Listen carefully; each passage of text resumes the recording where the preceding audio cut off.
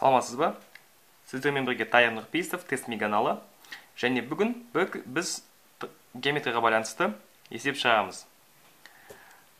Трапецияның ауданы 594 см квадрат. Оның биіктігі 22 см. Табандарының айырмасы 6 см-ге тең. Трапецияның табандарын табыңыз.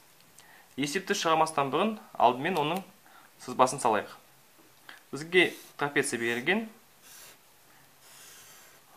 Оның табандарын А мен Б деп белгілейік, ал биіктігін H деп белгілейік. Берілген бойынша бізде ауданы белгілі 594 см квадрат. Биіктігі белгілі және А минус Б бізде 6 см-ге тең. Яғни осыдан трапецияның табандарын табайық. Енді бізде ауданның мәні белгілі 594 см квадрат. Сол үшін ауданның формуласын жазайық енді. 2-ден 1 А қосу Б көбейтілген H. Бұл трапецияның ауданның формуласы. Яғни енді S пен H-ның орнына осы сандық мәндер қойайық. S тоны 594 тең болады 2-ден 1 А қосу Б.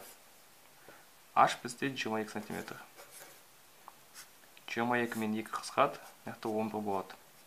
Енді көрейік. 594 11-ге бөліне ма? Бүтін болып. 594-ті біз 11-ге бөлсек. 5-тен берсек минус 55. 4 қалады, 4 түсірем. 4-тен берсек минус 44 болады. 0. Яғни 594-ті 11-ге бөлсек 54 бүтінмен шығады. Осы 11-лерді қысқаға болады. 54 тең болады. А қосу Б болады. Ал бізде берілген бойынша 6 тең болады А минус Б. Осындай теңдеу жүйесін шешейік. Тез шешу үшін осы екі теңдеуді қосуға болады. А қосу Б қосу А минус Б болады. Сол кезде бұлар жойылып кетеді. 2 ағылады. 54 қосу 6, 60 болады. А тең болады 60 бөлінген 2, 30.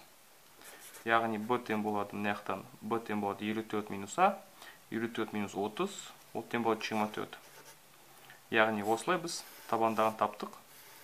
Ал екі теңдеуді қосу, осы біз теңдеу жүйесіне байланысты есептеуде қарастырғанбыз. Тезірек шешу үшін егерде бір белгісіздің алдында коэффициенттер бірдей болса, таңбалар әртүрлі болса, онда қоса салып, оларды жойып тастауға болады, мынаяқта ала қалады және сандық мәндер қалады. Осыдан біз бір белгісіз табамыз. Осылай тез. Сіздермен бірге болған Тайыр Нұрпейісов. Көп рахмет сіздерге.